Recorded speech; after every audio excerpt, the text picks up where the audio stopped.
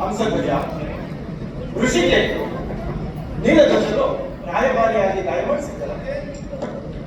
ಬಹಳ ಸಂತೋಷ. ನಮ್ಮ ಮೇಲೆ ಅಭಿಮಾನ ಇಟ್ಟು ತಾವುಗಳು ಇಲ್ಲಿವರೆಗೆ ದಯಮಾಡಿಸಿದ್ದಕ್ಕೆ ನಾವು ಕೃತಜ್ಞರಾಗಿದ್ದೇವೆ. ಹೇಳಿ, ನಮ್ಮಿಂದ ಯಾವ ಸೇವೆ ಆಗಬೇಕಾಗಿದೆ? ಮಹಾಪ್ರಭು, ನಾನು ತಮಗೆ ಕಪ್ಪ ಕಾಣಿಕೆಯನ್ನು ಕೊಡ್ತಾ ಇರೋ ಸಾಮಂತನಾದರೂ ವಯಸ್ಸಿನಲ್ಲೂ ಅನುಭವದಲ್ಲೂ ಹಿರಿಯರು. ನಾವು ಕೂಡ ಪೂಜಾ ಸ್ಥಾನದಲ್ಲಿಟ್ಟು ಗೌರವಿಸ್ತಾ ಇದ್ದೇವೆ.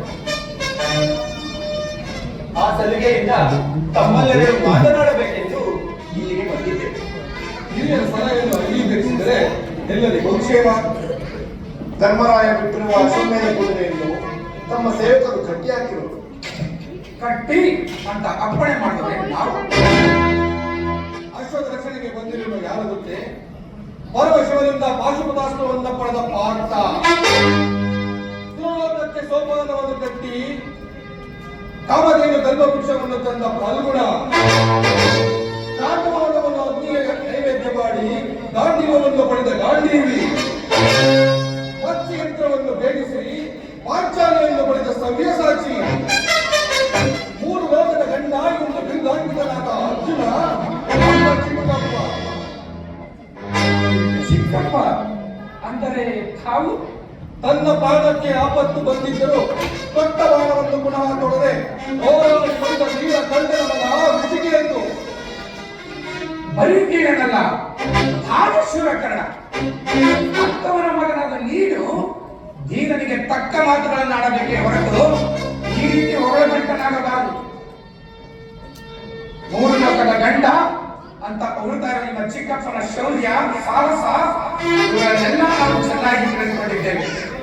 ಶ್ರೀಕೃಷ್ಣನ ಕುಟುಂಬದ ನಿಮ್ಮ ಚಿಕ್ಕಪ್ಪನು ಚಿಕ್ಕ ಅಪ್ಪನೇ ಹೊರತು ಎಲ್ಲರಿಗೂ ದೊಡ್ಡಪ್ಪನ. ಅಂದರೆ ತಾವು ಯುದ್ಧಕ್ಕೆ ಸಿದ್ಧರಾಗಿರುತ್ತವೆ. ಏಕೆ ಸಂದೇಹವೇ? ಯುದ್ಧವೆಂದರೆ ಹಬ್ಬವೇ ಹೊರತು ಭಯವಲ್ಲ. ನನ್ನ ಮಕ್ಕಳು ಸುಧನ್ವ ಸುರತ್ರರು ಈ ಬ್ರಹ್ಮಸಿರಿಯಲ್ಲೇ ಓಡಾಡಿ ಅದರಿಂದ ಸಿಕ್ಕ ಫಲ ಶ್ರೀಕೃಷ್ಣನ ದರ್ಶನ. ನಮಗೂ ಆ ಶ್ರೀಕೃಷ್ಣನ ದರ್ಶನವಾಗಲೇಬೇಕು. ಇಲ್ಲವೇ ನಿಮ್ಮ ಮಕ್ಕಳ ಹಾಗೆ ಅವರ ನಾಮಸ್ಮರಣೆ ಮಾಡುತ್ತಾ ವೀರ ಸಂತಸ್ಸಿರಲಿ. ಈ ಕೆಳಗಿನಲ್ಲಿ ನನ್ನ ಅಭಿಪ್ರಾಯದಲ್ಲಿ ಕುದುರೆ ಬಿಟ್ಟು ಶರಣಾಗತರಾಗೋದು ಶರಣಾಗತಿ